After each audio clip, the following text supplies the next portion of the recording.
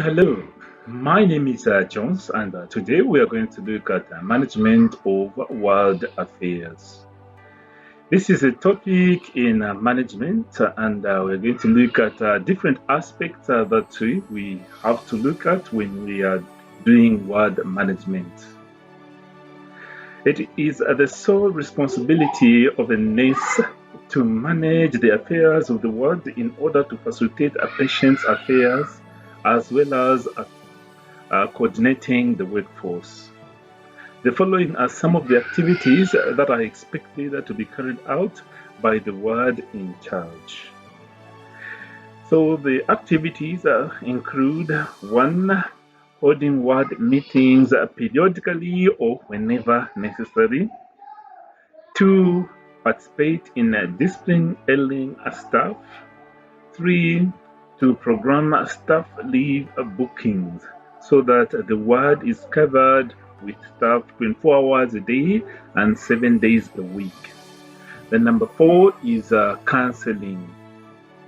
Okay, so now let us look at making a staff a timetable.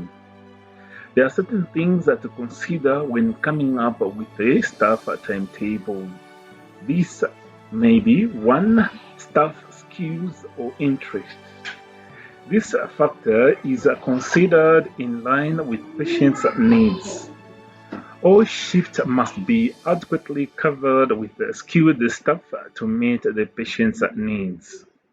For example, it won't be proper to put new nurses in one shift who are still developing their skills.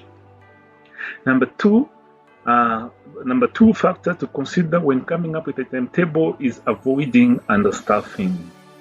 The staff must be distributed appropriately across all shifts in terms of numbers so that artificial shortages are avoided. For example, putting so many nurses on night duty may create some staff shortage when the nurses complete their night duty and go on their night off. Number 3 factor to consider when coming up with a timetable is the shift workload. Some shifts are busier than others. For example, night shift is usually longer while morning shift is busier. Therefore, distribute the number of staff according to the workload of the shifts. Busier work shifts will be considered with more staff than less busy shifts. Number 4, fourth factor to consider when coming up with a timetable is staff supervision and training needs. New staff may be deliberately put in a same shift with more experienced and skilled staff for the purpose of supervision and mentoring. Then the 5th factor to consider when coming up with a timetable is man-hour job requirements. Each member of staff has a minimum number of hours to work a week. Therefore, this factor should be considered for all staff to meet the minimum number of working in a week. The 6th factor to consider when coming up with a timetable is a special request from staff. Some staff members may make a special request regarding work shift in order to enable them to attend to other issues. For instance, evening classes, which will be considered. Okay, so now let us look at leave booking. A leave is a special permission granted to an employee to stay away from work for a specific period of time. A nurse manager in the ward is responsible to ensure that his or her subordinates go on leave at the right time to avoid staff shortages. The manager is also responsible for recommending the staff employee in his or her department for a particular type of leave. Planning leave bookings. This is done in the fourth quarter of the year. The manager and subordinates plan together. The nurse who went first on leave should be the first one to go. The nurse who went first on leave should be the first one to go on leave, and vice versa. The manager keeps the leave plan and leave book for the purpose of recording, for the purpose of record keeping. The leave plan is put at a place where all the staff can see. Application and approval of leave. After the manager and subordinates have planned the leave and the staff nurse has to go on leave, he or she has to sign a leave application form. There are different types of forms for different types of leaves. The manager then signs to confirm that it was planned for. After signing, the form is sent to the nursing officer for paper signing before being taken to the human resource department. Types of leave. There is what they call urgent leave. This is the type of leave given to one with an urgent pending issue such as funeral. This can be given to anyone regardless of whether one has accumulated leave days or not. In this type, the days the staff spends off duty are deducted from the accumulated days in a year. Then there is so now let's talk about types of leave. There are various types of leave that we can talk of, but we have just decided to put in a few. Urgent leave. This is a type of leave. This is a type of leave given to one with an urgent pending issue, such as a funeral. Okay, so this can be given to anyone regardless of whether one has accumulated leave days or not. Okay, in this type, or that is in this type of a leave, the days the staff spends off duty are deducted from the accumulated days in a year. Then there is vocational leave. Okay, so to do with vocational leave, it is a payable and a planned leave which can be taken by someone who has accumulated days in his or her period of service. In this type of leave, the staff goes on leave for 30 days and more. They can go for 30 days or more, that is 110 to 120 days, or can be reduced due to various reasons such as shortage of staff.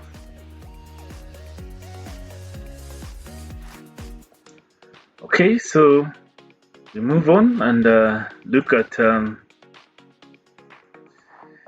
another type of leave, which is local leave. This type is also an entitlement for every nursing staff in the world. This type of leave, the staff goes on leave for less than 30 days. Then there is a study leave. This type of leave, the staff goes on leave for the purpose of studying or going back to school. The days depends on the course to be studied. Then there is a sick leave. In this type, the nurse goes on leave for medical reasons and comes back depending on the severity, recovery of the patient and the doctor's orders. Then there is maternity leave. This is unplanned leave that is granted to pregnant staff. Then there is a French leave. In this type of leave, the staff is asked to be on leave after committing a crime to pave way for investigation. Now let us look at accumulation and commutation of leave days. Each and every company may have its policies on how many days someone may accumulate per month. But otherwise, there can be, let's say, division 1, where one accumulates 3 days, okay, 3 days and a half days. per month. Then there can be division 2, where someone may accumulate 3 days. Then there can be division 3, where someone may accumulate 2.5 days. Okay, so this is just like an example, where the company can come up with a policy where someone with a division 1 is going to be accumulating per month 3.5 days. Then division 2 accumulates 3 days. Then division 3 accumulates 2.5 days. Division 4 accumulates 2 days. Just like that, in that fashion. Let us now look at meetings. Meeting is when 2 or more people come together to discuss one or more topics, often in a formal or business setting. But meetings can be held for various reasons. A meeting brings together a variety of personnel who have the ability to solve problems. Okay, apart from that, these people also they help in meeting objectives and in general advance the work of the organization. Meetings can be very successful in accomplishing work. A meeting is typically headed by a chairperson, and its deliberations are recorded in a written form called minutes. 2 main types of meetings. There is a general meeting. Then 2, there is a special extraordinary meeting. Meetings must have a minimum number of members called a quorum present to make the meeting legally operative. To do with a decision called resolutions within the meeting, they are made on the basis of consensus. Meetings, in essence, are meant to boost productivity and efficiency. Tips for effective meeting management. 1, you should have clear objectives. Set objectives that will guide the discussion. Provide a timed agenda. The timed agenda can also discourage sidebar conversation or working on problems that the group isn't prepared to address. Okay, so the first tip is a clear objective where you come up with the agenda. Then the second tip is be prepared. The key to successful meeting management is in the preparation. Before the meeting starts, provide all participants with an agenda. Then the third tip to effective meeting management is don't be late. Waiting up for people who are habitually late is unfair to those who show up on time. Starting the meeting the minute it is scheduled to begin sends a clear message to the latecomer. The fourth tip to conducting a meeting is leave room for creativity. The experience and knowledge of your employee is a valuable resource. Encourage people to participate and bring up new ideas. The fifth tip to conducting a meeting is don't lose focus. Always take the responsibility of guiding the meeting to focus on topics under discussion. For some reason, at every meeting, some people tend to go off telling stories not connected to the discussed topic in any way. Strategies employed by the leader for the meeting. Let us look at these strategies. So 1, there should be an established agenda and it should be distributed ahead of time. Number 2, strategy that can be employed by the leader for the meeting is the item for the meeting should have reasonable goals to allow for the possibility of successful solutions. Then the other strategy is the number of participants should be limited to those who can advance the discussion or meet the objective of the meeting. The fourth strategy that can be employed by the leader for the meeting is that the leader should control the meeting process. This includes allowing all participants to speak and limiting those who are not facilitating the discussion. The fifth strategy is that set a time frame for the meeting and don't go over the time limit. It means that the time allocated for the meeting is observed and the participants are informed of the time frame necessary for future meetings to complete the project. Number four item on ward affairs is discipline. The next manager or leader has an obligation to instill discipline to his or her subordinates, but need to do so according to the regulation and policies of the institution. The next manager should carry out a discipline in a judicious manner without showing favoritism. The procedure should be uniform for all staff of a specific grade. This means that a standard disciplinary action program with outlined procedures should be provided to managers. Discipline. Discipline is a mode of life in accordance with obedience to rules and the regulation of an organization. When we say someone is exercising discipline, we're saying is exercising a mode of life in accordance with obedience to rules and regulation of an organization. Then when we say self-discipline, this is a normal human tendency to do what needs to be done, to do the right thing and to subordinate some of one's own needs and desires to the standards of acceptable behavior. So when we say someone has got self-discipline, we're just looking at the normal human tendency to do what needs to be done, to do the right thing, and to the subordinates some of one's own needs, that is, the desires to follow the standards and the acceptable behavior. Okay, now let us look at the purpose of discipline. It corrects the subordinates who are in breach of rules and saves a warning that there would be more serious consequences in future. It reminds the indisciplined individual co-worker that rules exist and that violating them does not go unnoticed or without action from the supervisor. Principles of disciplinary action. 1 is to have a positive attitude. The manager's attitude is very important to prevent or correct undesirable behavior.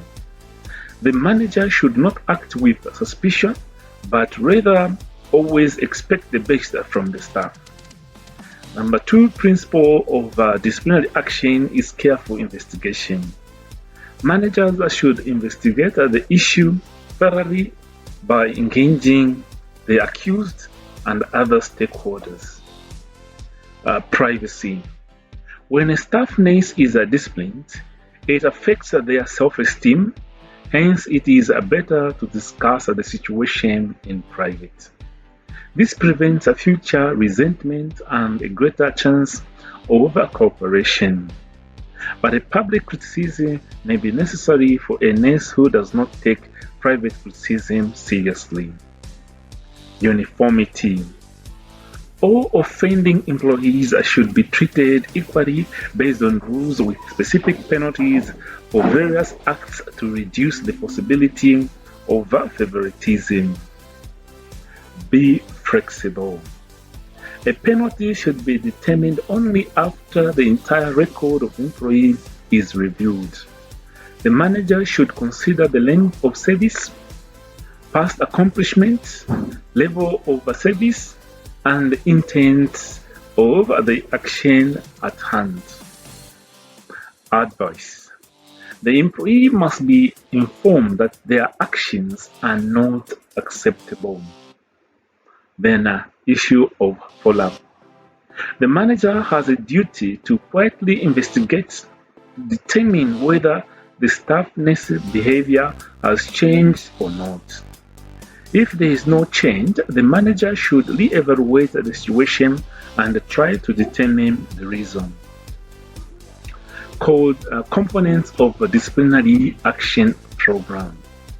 So the first component that we can talk about is the code of conduct. Employees must be informed of the nature and meaning of codes of conduct. Handbooks, policy manuals, and orientation programs may be used to communicate the code of conduct.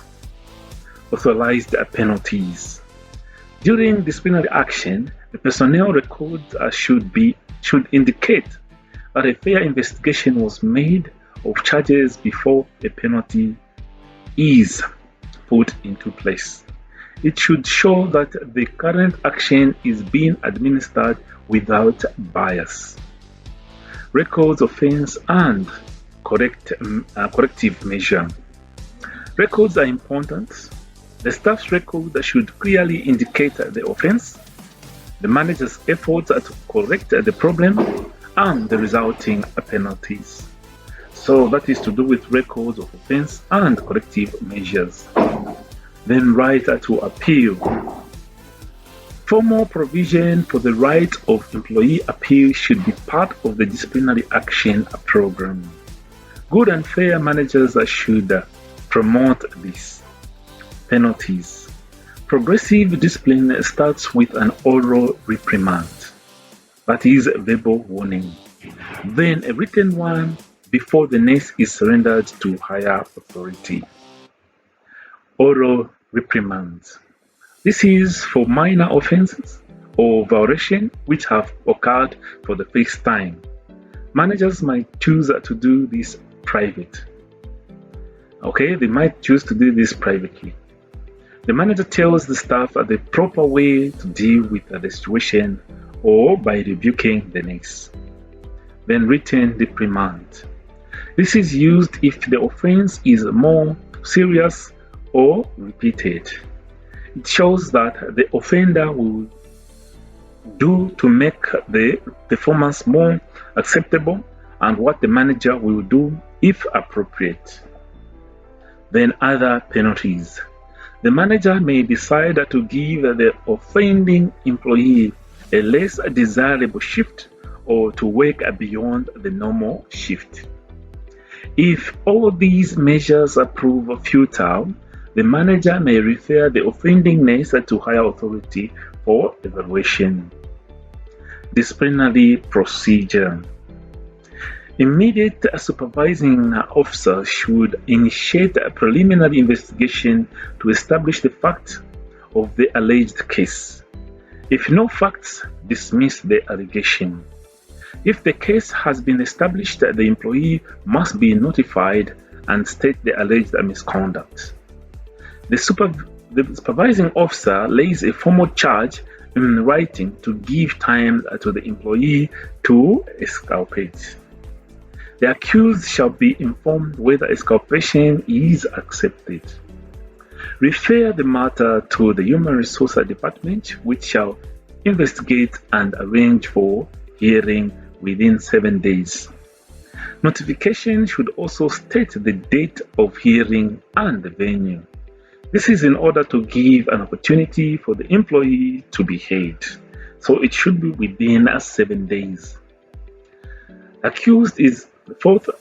fourth part here of the disciplinary code of conduct is that the accused is given chance to appeal before the disciplinary committee to give out his views on the case. But you should kindly note that accused may be accompanied by union representative. If accused refuses to attend a case hearing within 10 days, he shall be liable for dismissal. After the case has been heard, disciplinary action will be according to the nature of the case. Now let us look at the types of disciplinary action. There is a verbal warning, written warning, suspension or demotion, then dismissal. Formal verbal warning and a written record is kept in the file to show that you have been warned. Then first written warning. A written frame is given which will provide room to improve.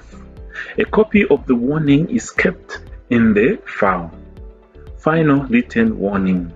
This is given if the officer continues misconduct after being given the first warning. Suspension. For some time, an officer will be put on half salary. Then dismissal. This one comes in two forms, where one has been warned and written to, or when one commits gross misconduct. Things that may warrant a dismissal include theft, absenteeism, beating up a boss, consumption of alcohol on duty, stealing drugs, or sexual harassment. In the case of dismissal, reporting officer shall raise a recommendation for dismissal and refer the matter to the provincial office or the higher authority according to the ranking within that institution. You can note that the accused shall be informed of intended action. Right to appeal. Appeal shall be made within 7 days, and the accused shall be heard within 14 days of appeal. Kindly note that appeals against demotion or dismissal will be heard at Service Commission level. Number 6 aspect of ward affairs is staff counseling. The staff nurse is human and can be frustrated. The nurse who is frustrated on duty will not perform to the required standards. The nurse also goes through some traumatic and stressful situation that needs counseling. There are many situations which a nurse goes through, some of which can be considered ethical dilemmas. Some nurses may fail to adjust to a new environment or ward, and yet some may have problems at home. A nurse who has a quarrel at home with either the husband or wife may fail to perform adequately at work. Below are some of the situations that may require or need counseling. Maladjustment to new environment, quarrels at home which affects the patient, absconding from work, drunkenness at work, late coming for work, theft, slander, and gossip. The manager should be a person with a good counseling skills to be able to detect the subordinate who needs counseling. The ward manager should be able to interact freely with the subordinate so as to know when a particular staff who needs counseling. Skills for counseling.